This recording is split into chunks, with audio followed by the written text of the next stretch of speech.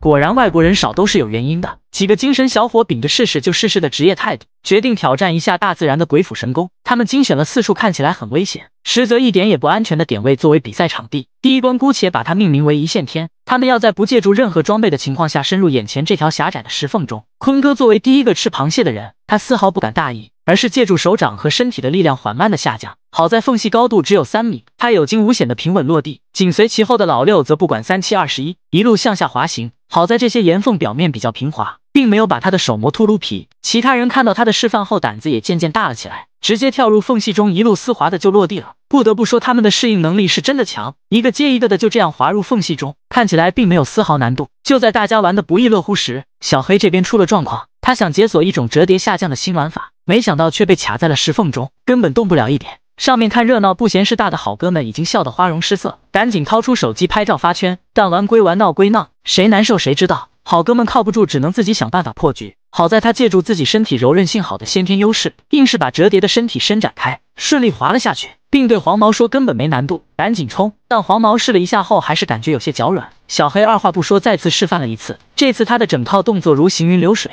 完成的非常丝滑，并且从不同的方位一次次的重复，就跟完似的。对于他这拉风炫酷的新玩法，同伴们也是打心眼里认可。很快这处点位就已经被他们轻松拿下。男人的快乐有时候就是那么简单。第2关就是这处令人窒息的天然树洞，他们需要从下面爬上这狭窄的洞口，再从高处的树干爬出。温馨提示：幽闭恐惧症患者慎入。小帅身先士卒，第一个尝试。首先要想钻进树洞里就是个大难题。小帅宽厚的肩膀貌似被卡住了，想必他是用了缩骨功才勉强钻了进去。但更难的挑战还在后头。刚爬进去的他就感受到了一股强烈的压抑感，里面不仅空间狭小，表面还有很多不规则的朽木，脚根本就没有可靠的着力点，想要往上攀爬难度可想而知。他使尽全身力气，终于蠕动到洞口，但最后这一步也并不轻松，终于一个反手翻到了地上。有了他的成功经验，同伙们也是一个接一个的爬了进去。好在大家身材都比较匀称，并没有被卡在树洞里，就连唯一的女生也顺利爬了上来，不得不佩服他们的勇气。但小黑很明显感觉这玩法不够刺激，他打算反其道而行之，直接从上面的树洞钻进去，然后随着重力一路在树洞中滑行到地上。但想进去容易，要出来的话，对于小黑这种运动和柔韧性俱佳的选手来说也并非易事。在洞口艰难的挣扎了一阵后，他终于重见光明。不得不说，外国人是真的会玩，但凡卡在里面出不来，想要营救都非常困难，但却总有一些好奇宝宝前来挑战。第2关也已经被大家解锁，而第3关则直接将难度拉满。他们需要通过水流湍急的大坝底部排水口，这操作看似很危险，实则一个不注意小命就会不保，宝子们可千万不能模仿。坤哥自告奋勇第一个跳下水中，突然他向后一倒，便消失在滚滚水流中。由于他迟迟没有传来反馈，同伴们面面相觑，感觉情况有点不妙。好在没一会被冲到另一边的坤哥终于有了回应，大家才放下心来。随后就像下饺子一样接二连三的下水，让我们跟着第一视角感受一下水下的过程。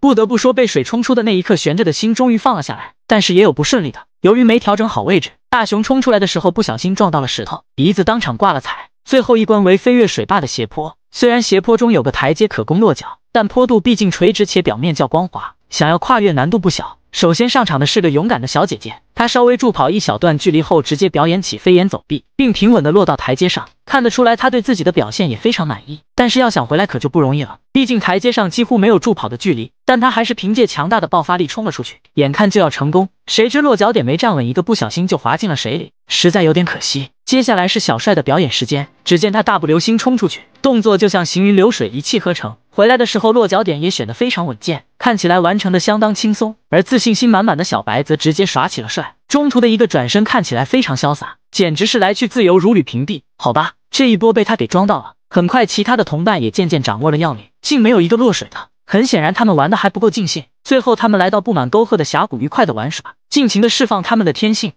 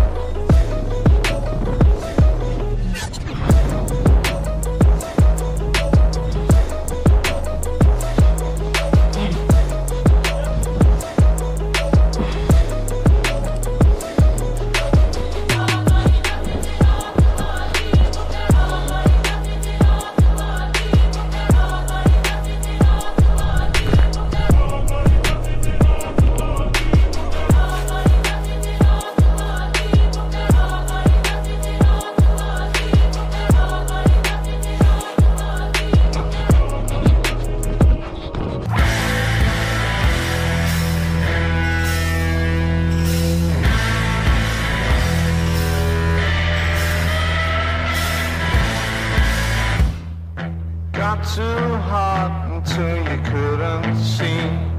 You got too lost and then you couldn't be. It's got to be